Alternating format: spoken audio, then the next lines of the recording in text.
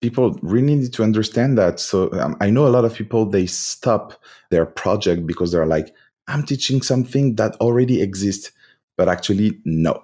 Even if the topic exists, even with kind of the same name and same curriculum of whatever, who you are make the whole difference. So people should just keep it on and don't think about others and just being themselves and push it till the end. Have you heard of the handpan? Me either, but it's an instrument that I can only describe as a steel drum that looks like a UFO. But don't worry. World-renowned handpan expert David Charrier is here to teach us more about this fascinating instrument. David was one of the earliest people to start playing the handpan in 2004. And after years of his own self-training and discovery, he started to play around the world. In this episode, we'll learn how David transformed his passion for a unique, newer instrument into an online school fully dedicated to teaching the art of the handpan. And although his topic couldn't be more niche, and it's taken years to develop his craft, he's found a way to reach thousands of online students. Let's learn how he did it. Welcome to Everything is Teachable, the podcast that takes you behind the scenes to learn how everyday creators have transformed their skills and passions into online courses and businesses. To introduce this week's episode, here's your host, Melissa Guller. Hey everyone, I'm Melissa from Team Teachable, and today I'm here with David Charrier. A musician of multiple instruments, David is passionate about exploring rhythms and melodies. In 2004, he discovered the handpan, or as he describes it, a sound sculpture with enchanting tones. David's passion for studying music has allowed him to share his music around the world. Whether solo, as a duo, or with a bigger group, he has always loved helping people discover the handpan. And as he grew his international acclaim, he started traveling often to share masterclasses and teach others how to play. In order to continue to encourage and train as many handpan instrumentalists and enthusiasts as possible, David launched his online school in 2016 called MasterTheHandpan.com. And today, he has over 4,000 students enrolled and learning the magic and mastery of a truly unique instrument. So David, welcome to the podcast. Hey, hi Melissa, hi everyone. I know we're so excited to hear more about you and the handpan, which I'm sure has already brought up questions for listeners. So how about to start off, you can tell us, what is the handpan, not a particularly common instrument, and how did you learn to play? Yes, yeah, that's actually a very unusual instrument. A lot of people have this kind of joke, like, it looks like an UFO or a wok or a barbecue, whatever. It does kind of look like a barbecue. It looks like this kind of barbecue thing. For those who have never seen it, it's really like two woks stick together. So it has this UFO shape made of steel. And it's actually, its ancestor is the steelpan from Trinidad, south of the Caribbean. Mm-hmm. There's the steelpan. And so this instrument is kind of a V2 of the steelpan. So how did you hear about this UFO of an instrument? Yeah, so I was in a party. It was late at night, and someone told me, David, I know you are kind of a geek with percussive instruments, but you've never seen this one over there. Come with me. I was like, okay, let's give it a look. And I just saw this guy surrounded by a crowd, and he was playing this piece of steel, but with such an amazing and magical sound. So that's how I discovered it now, like 15 years ago. Oh, so you had already been playing some other instruments then, it sounds like? Yeah, I'm a huge fan of percussion, any style, any influence. I've been playing a lot of hoodoo, UDU, this kind of clay instrument you play with the air, really North African, Indian. I've been playing cajon, drum kits, anything that makes sound. Now I can see why a friend might recommend this instrument to you. Feels like you might be a bit of a collector of fun instruments. Yeah, I have some pretty weird ones, but this one was actually the best ever. So, this best ever instrument, how did you learn how to play? I can't imagine there are too many qualified teachers. It was, I mean, the creators of this instrument, they didn't teach us to play. So we just bought this instrument and we were, I mean, in France, that's where I am. I think you can guess by my accent. Mhm. We were only 2 or 3 people in 2004 playing this instrument. So no method, nothing. We were just applying the skills, the techniques we had from other percussive instruments. So it was just random, exploring the instrument, how it reacts, how to make the best sound, and so it was brand new for us. So So I'm a self-taught that's what I was handpan. about to ask. I was going to say, so you're totally self-taught. Yeah, there was literally no one able to teach back in 2004. So how long were you playing the handpan before perhaps somebody asked you, hey, how could I learn how to do that? I think I spent 4 years alone. I didn't know anyone else playing the handpan. I stayed at home exploring the instrument, and 2008, first handpan gathering ever. So it was kind of an international gathering in London, close to London, and there were 25 people. Woo! Huge gathering, but it was amazing to see other people playing this instrument.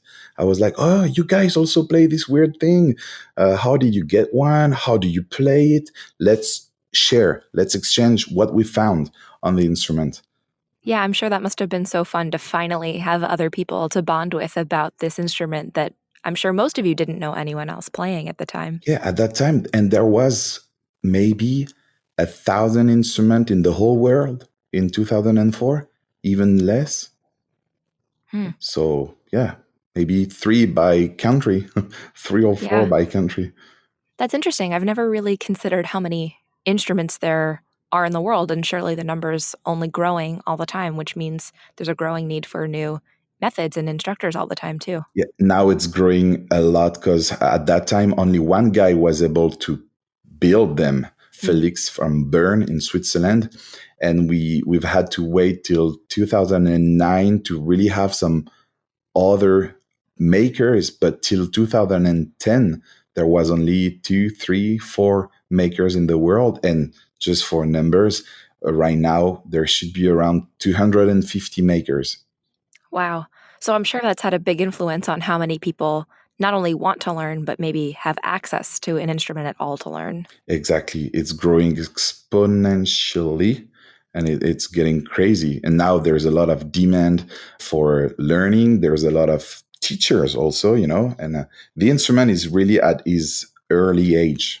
Yeah, that's an exciting time to be part of an instrument becoming well-known or well-played. So at what point did you shift from just playing it on your own to moving into either teaching, or how did that evolve? So, yeah, good question. I have always loved sharing what I was discovering on my instrument.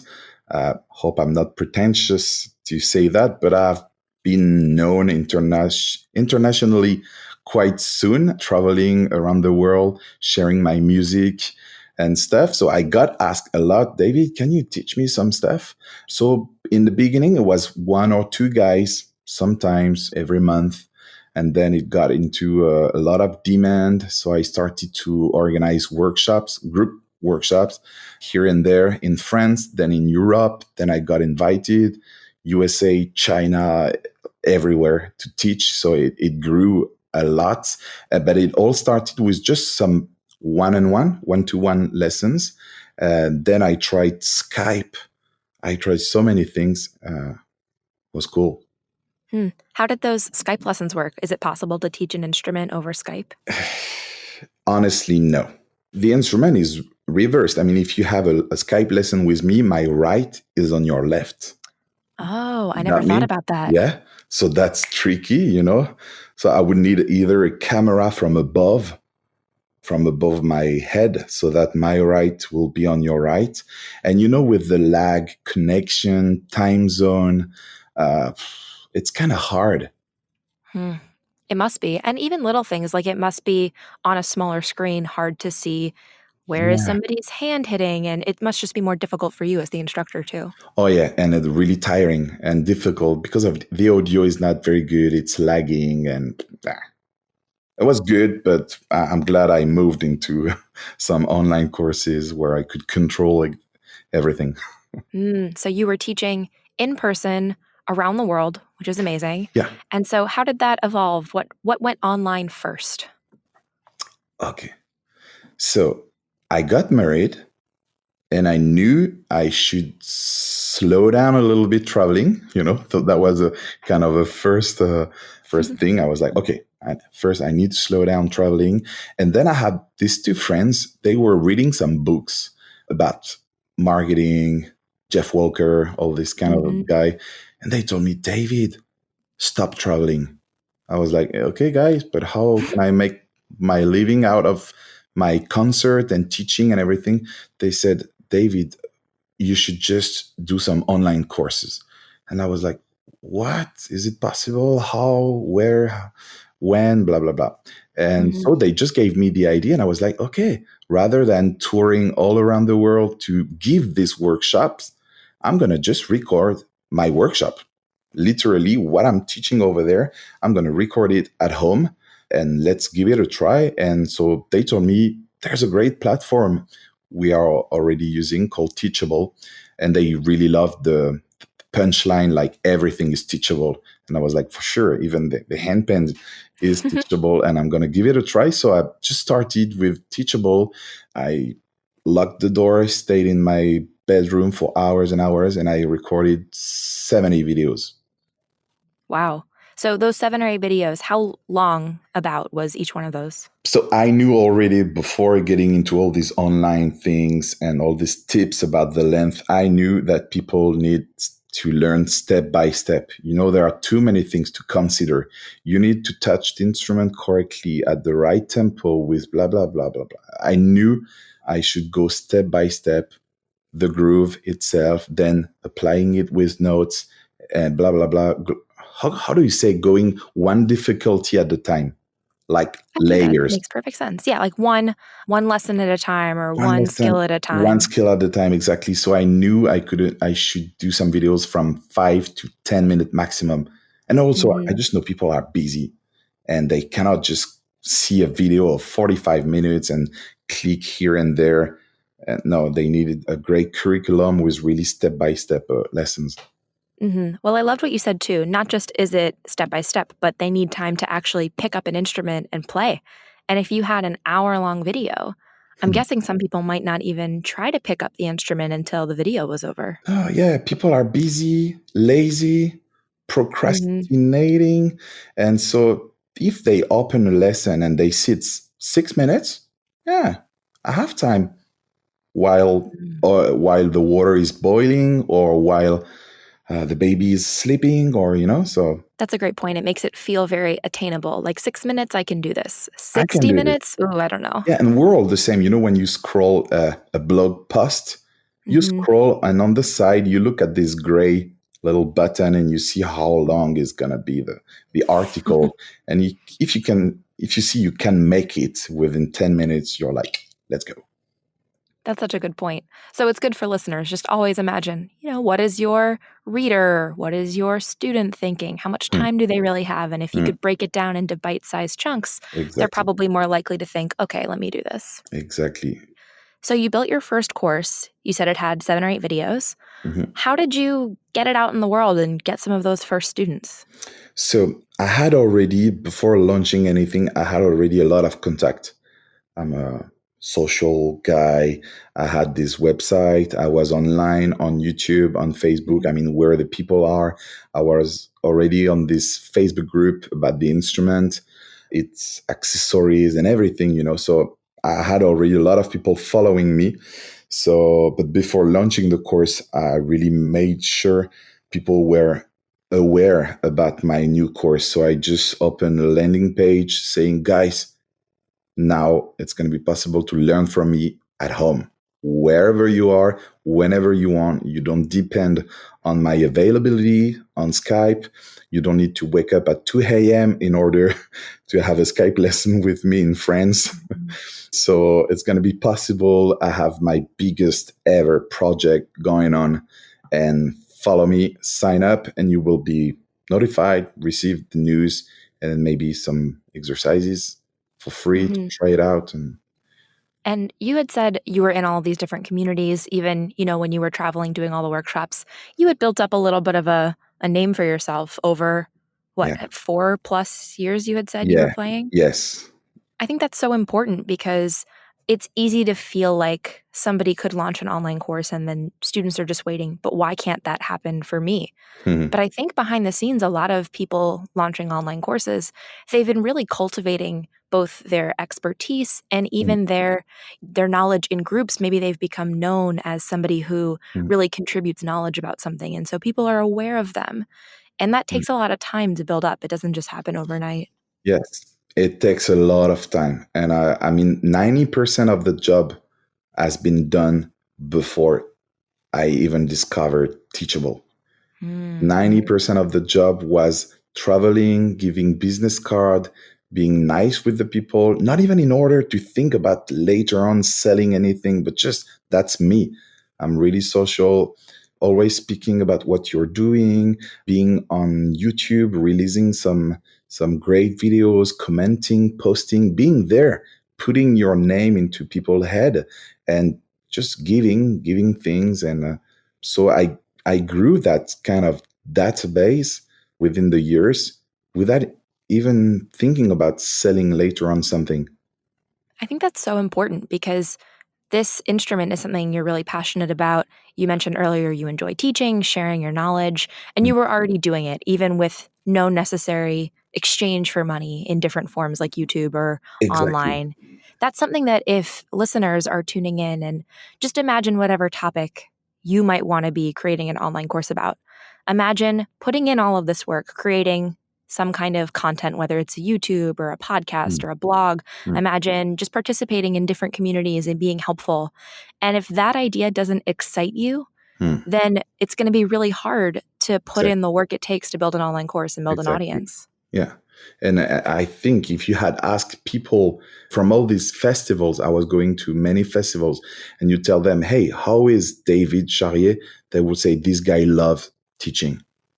Even before doing anything online, I was known for the guy who loves teaching. And I love that. And I've always giving and for free so many hours, so many of my time. When I was at some festivals, I just see this guy playing his handpan. He said, hey, David, I recognize you from YouTube. I was like, hey, how are you doing? And I was just sitting next to him, checking how he was playing, jamming with him, spending time, and giving kind of a little 15, 20 minutes bit of advice if he was asking. Like I was giving for free. And so I was already a teaching lover. That's, I think, really important. I think that's a good takeaway for listeners. If it's not something that you would love to teach, Yeah. then maybe reconsider Yeah. what topic might Yeah. be speaking to you. You need to be passionate because people, they feel it. They feel, and they don't want to buy only knowledge. They buy an environment. They buy kind of who you are. And I receive a lot of feedback like, this is more than an online course. It's kind of a coaching and a motivating. They tell me you are transmitting more than skill. You are transmitting your passion for this instrument, and you keep us motivated to learn. And That's so wonderful. I mean, first of all, congratulations. That's maybe the highest praise you could possibly get from a student. yeah, And I want to just go back to what you said. You said they don't just buy knowledge, they buy who you are. yeah, I think that's such a big part of creating anything online. mm, There could be a dozen of other courses. I mean, maybe not a dozen handpan courses. You've got a little bit of a unique thing going here. But any topic, there could be dozens or even hundreds of people teaching that topic, but mm, they wouldn't teach it the way that you do or have the exactly. passion the way that Yeah. you do or the style like you. So it really is unique what you're offering because of how you do it and who you Yeah. are. And that's people really need to understand that. So I know a lot of people, they stop their project because they're like, I'm teaching something that already exists. But actually, no. Even if the topic exists, even with kind of the same name and same curriculum of whatever, who you are make the whole difference. So people should just keep it on and don't think about others and just being themselves and push it till the end. That's such great advice. Hmm. Going back to your online school, we talked about the first course launch. Talk me through what happened after that. How has it grown over time? So know that it was really cheap, like one camera, one microphone. I didn't wait it to be very perfect. I just wanted to launch, to say, hey, here it is. And then I knew I will redo it, adapt it, do some changes and stuff. So I had this $200 camera, like a Canon, 100 something, really like 200, this microphone. And so I realized this course, it was a big launch, like a lot of students enrolled in the first day. They were ready and eager to buy. And after that, I just realized it in English. So I started in French, then English. And then I just did, okay, that's the beginner course. I'm going to do intermediate.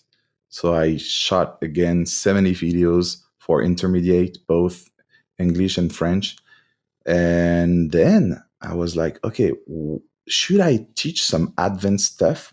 Will people really buy some advanced? When you're an advanced player, you're more willing to just share and talk with some other advanced players. Maybe you don't buy.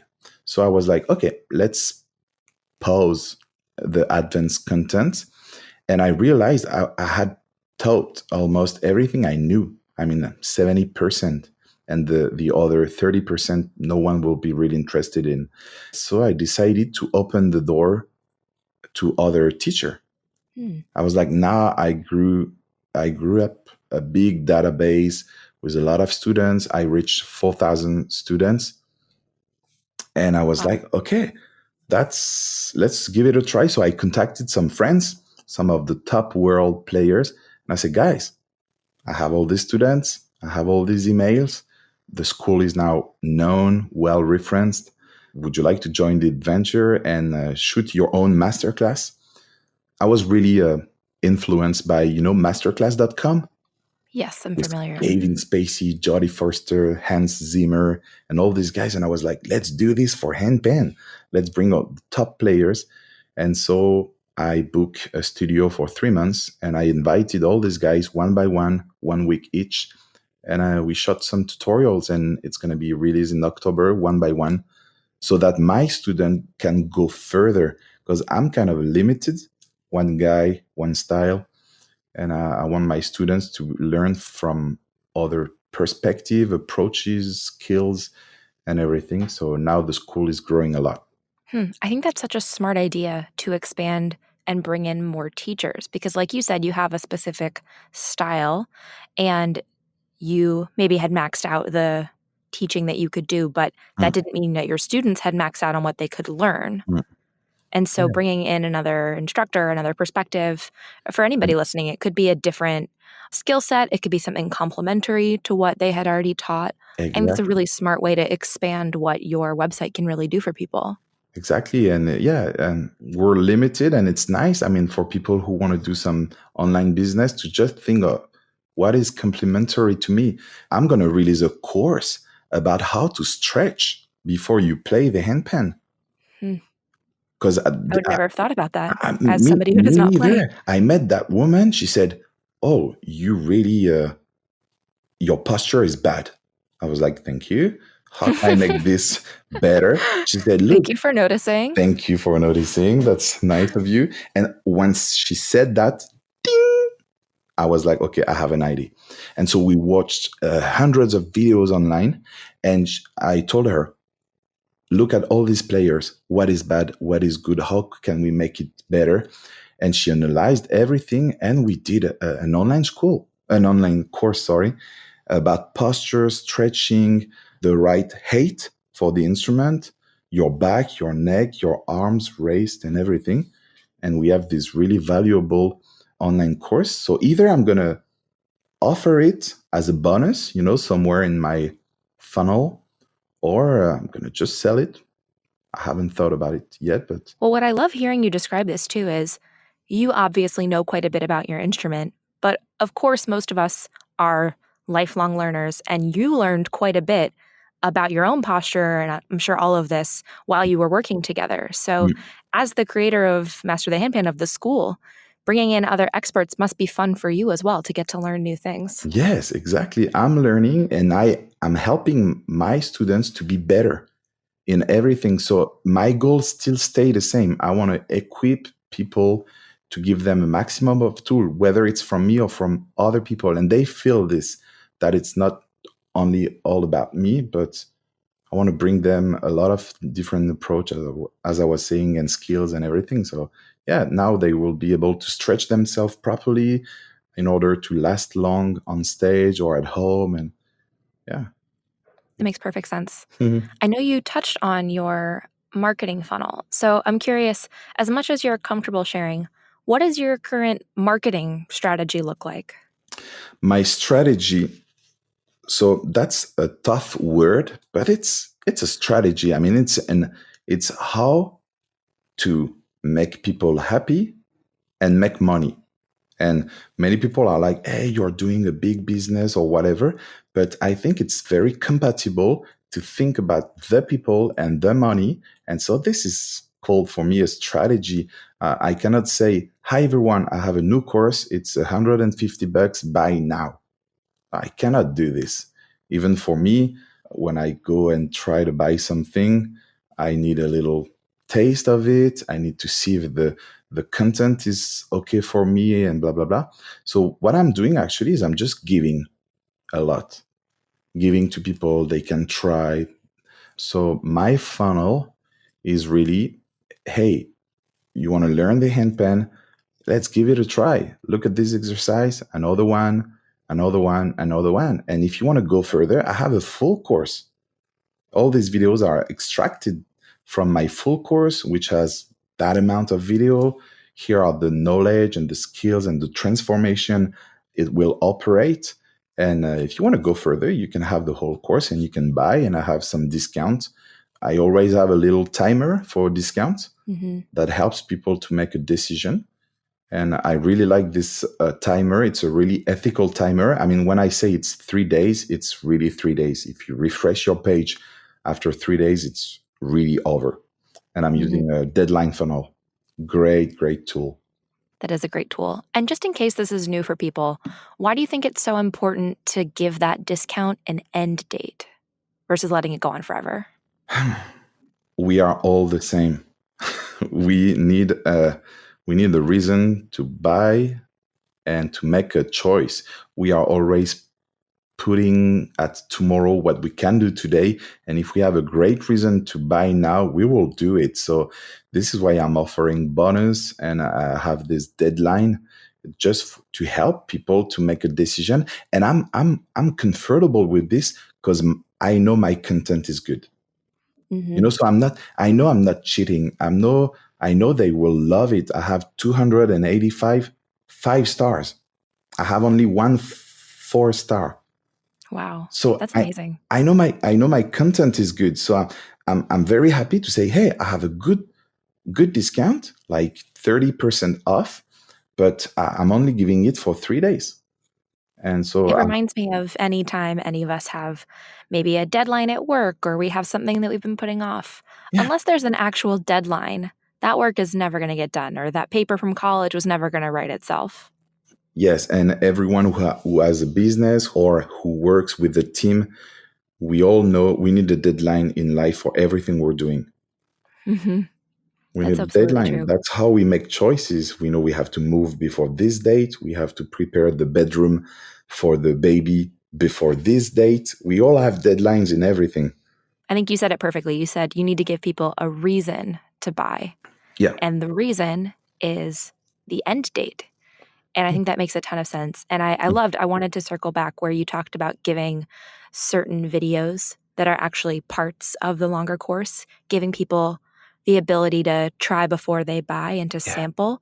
I think that's such a smart move because it can feel very intimidating as a student, a prospective buyer, to just look at somebody's sales page and think, oh, I don't know this person really well. Yeah. How am I going to know if I'll really like their course or learn anything? Exactly. But your approach just puts that customer at ease because they can actually see it.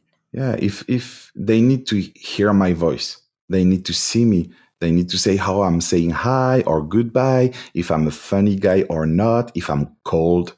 They need to feel it and to see it. So they just learn, and I'm not giving a bite of it. I'm giving a full free course. At the end of this free course, you can stop. Honestly, you can stop. You've learned great stuff from zero till the end. I'm not giving 20 seconds of something. I'm giving the whole pattern, the whole rhythm, some variations, and then I'm giving another exercises. People are afraid to give. For example, I'm also giving my album free when they buy the course. People are like, you give your album? Yeah, I don't care. I'm giving. So what I'm doing is I used to have two kind of funnel. The first funnel was by email. Hey, here is a free course. Tomorrow you will receive another one, and tomorrow and again another one. And then I changed that, and now they have an access to 8 videos over 70, 8 videos, and they are already in the environment of Teachable. You know what I mean? Have you created a sample course and you've just put 8 videos inside? Actually, I have duplicate my real course, and I have put at the top as a section the free lessons. And so they can see that these lessons are available, and they can scroll. They are in the environment of Teachable. They can scroll. They see the whole curriculum, and they see its lock. So that really is just the perfect test experience because it is an online course. It's just not the full thing. It's not the full thing, and I really like the fact, and I'm repeating it, they are in the environment. It used to be by email, one video, which was a private YouTube video, but I was like, let's bring them to the platform so that they can see how cool, how great looking, user-friendly is the platform, because if they want to go further, this is where they will be learning. So they need to see the platform. That's a great point because that's a big reason why, we built Teachable in the first place. It was meant to be a tool, a platform for creators. And then we just fade into the background the way that if somebody builds their website in WordPress or Squarespace, I don't know necessarily how their website was built. I just know that this person looks really professional. Yeah. And so same thing here. People will go into your course environment and it doesn't look like YouTube. It looks like a real online product and it looks really high quality. And there's, a lot of thought that went into there because we want you to look really good. Yeah, and that's what I love about Teachable is the interface is very clean, very professional, and people, they see that. And so the whole chain from my email till the end, everything is professional, everything is good looking, and that's very important. They are not on YouTube on a private thing. I like it better, this V2, this version 2 of my funnel. I like it. That makes a lot of sense. Well, hopefully listeners won't mind. I'll drop a quick link that if people do want to check out Teachable totally for free, you can visit teachable.com/podcast, but absolutely no pressure to buy anything. Just feel free to poke around if you want to see what we're talking about. And of course, at the end of this episode, we'll also share a link to David's website so people can check out your courses too. Yeah. And guys, go and give it a try to Teachable, honestly. And no one asked me to say that. But honestly, I tried many things. I read many things, and I'm staying on Teachable. It's been now 3 years and something. And honestly, very cool, great support and everything. So thank you. We're just too busy complimenting each other. I was going to say we're so lucky to have creators like you because this is certainly the most fun part of my role here is getting to hear how creators like you have used the platform. And so to bring us back to listeners, much as I would love to hear your compliments all day, they're very nice. Has there been any part of this online course creation journey for you that's been maybe unexpected or surprising? Honestly, I have been surprised by how many people were ready to buy and to learn. There was a real demand. And I think that when you have the right content that match their needs and the answers their questions, it works. I've been very surprised. When I started this business, I was like, honestly, me and my wife, we were like, yeah, we're going to make like 500-600 euros a month so that it helps, And we've been surprised. that's now that my principal way of making a living. And we've been, now we have grown. I mean, now 4 people are in the team. We're doing a lot of other projects. It's growing a lot. I'm very surprised. I think that's probably a common feeling to have, because until you experience something like this yourself, where you've sold, your first set of online courses and Mm. then more people come back, and in your case, your courses are high quality and I'm sure students are recommending it to friends, and then it just Mm. continues to grow. I think that even in 2019 right now, it's surprising to many people how real the full-time income is that you Mm. can earn from teaching your knowledge online. And certainly we've seen it here at Teachable 1,000 times over, where we have Mm. creators earning their full-time income to support themselves and their families by teaching online courses. Yeah, full time for me and full time for one guy. My web guy is full time, and I have then 2, 3 freelancers. They work part time, and so it was also really cool to just to hire some people and to. That's fun. I was like, hey, I'm an entrepreneur because I You was a are. nurse's aide before. Just to let you know. So you were, in other words, not in a very techie or computer-oriented position before. No, nurse's aide at hospital, and then I made a living with my concerts, a bit of teaching, and then I went full time in online courses. And I have to say that I said no to many things to be focused on my online thing. And even I received some friends. I mean, some friends told me, David, you should go back and do some stages and concerts. And I was like, no, guys, for 3 years, I'm going to stop and be focused on my online thing. That's also 3 years. important. Yeah, 3 years working a lot. I think that that's so important. And I appreciate that you mentioned this, that you said no to things, and that we've already talked about the 4 years that you were playing and then the 3 years that you've been building. I mean, this really does take a lot of not just time, but a commitment to Oh, yeah. continue doing this. And Yeah. it does not happen Yeah. overnight, and it doesn't just happen once. It happens because you did this every day. Yeah. Yeah. And you said 4 years, but I've been playing on my own 4 years before meeting people. Then I spent 5 more years doing concerts and everything. And in Mm, 2016, I started the online course. So it was already total 11 years of practice, concerts, and everything. yeah. So there's a Wow. lot I of mean, practice before. I mean, it's certainly paying off now, but I think it's Yeah. really, like I said, I think it's a really important note to make, is that you did not just wake up one morning and said, Mm. I'm going to learn this instrument and then teach it to somebody tomorrow. I Exactly. mean, this is Yeah. a well-honed craft that you've had for years. Exactly. Well, before we go, I'd love to know what's next for you. You started hinting at, other people on your team, or just what are you thinking about? Affiliation, we've launched that, doing some great partnership with people.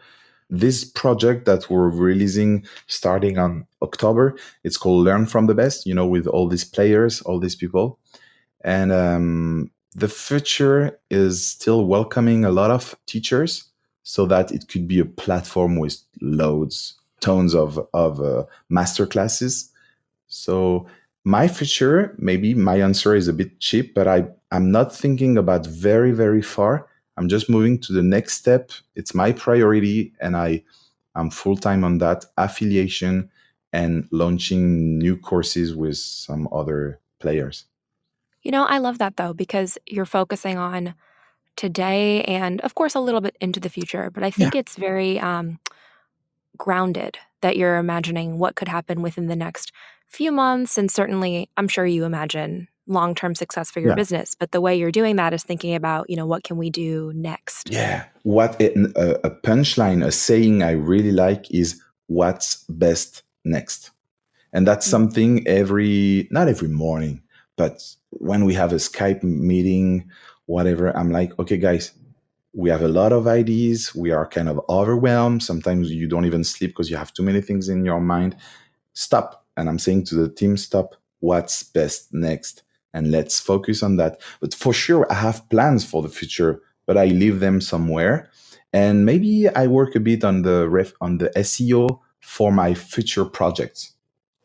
I think that could be also smart is okay.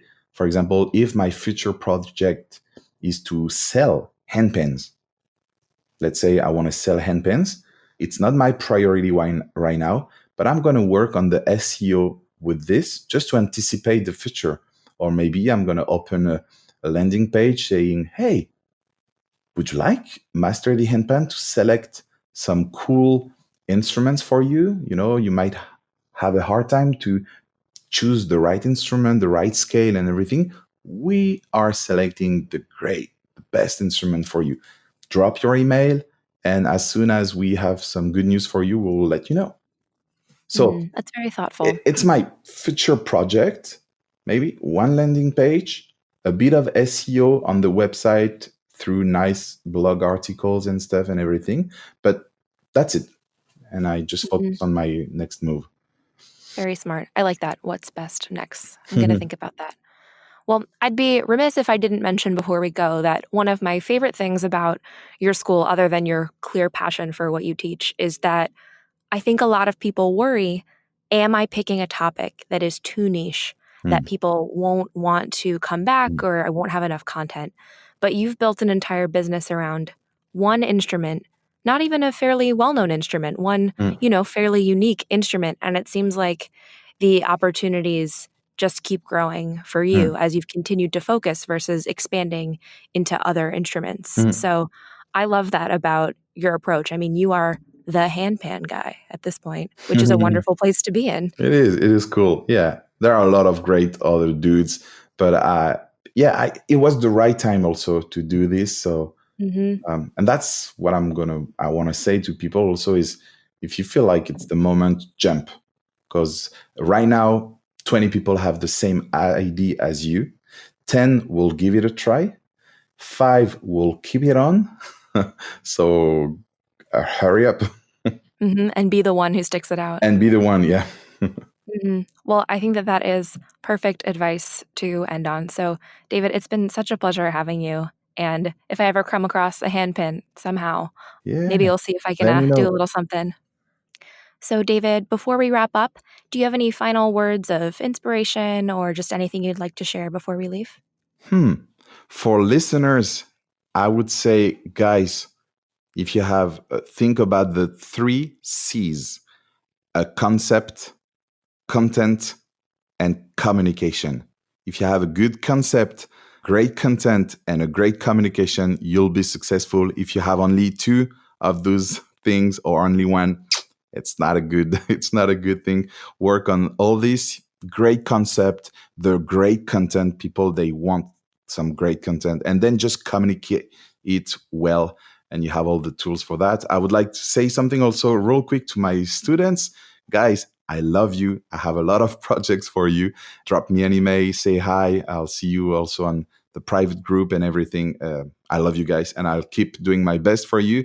And one last thing, just for you guys, Teachable, if you could say hi to the team for me, Melissa, I'm enjoying a lot the platform, and you guys actually are part of my success. Honestly, I'm not saying that thank you so much. You are helping me a lot, providing me the right platform. And thank you very much. And if you can say that to the team, that would be great. Yeah, I'll absolutely pass that along. Well, David, just thank you again for joining. It was such a wonderful time that we shared together, learning more about you and the handpan. Thank you, Melissa. Have a great one. Thank you for joining us this week. You can learn more about David, Master the Handpan, and Teachable in the show notes at teachable.com/EIT16. That's EIT16. And before you go, make sure you subscribe to the podcast so you can receive new episodes right when they're released. And if you're enjoying our show, we'd really appreciate a 5-star review. On behalf of Team Teachable, we hope you enjoyed this episode about the handpan with David Charrier. We'll see you in the next episode of Everything is Teachable. This podcast is produced by Teachable, where our mission is to empower creators to transform their knowledge into income. To date, we've helped over 60,000 creators build and sell online courses that have been shared with almost 20 million students, and we're just getting started. To learn more or start creating for free, visit teachable.com.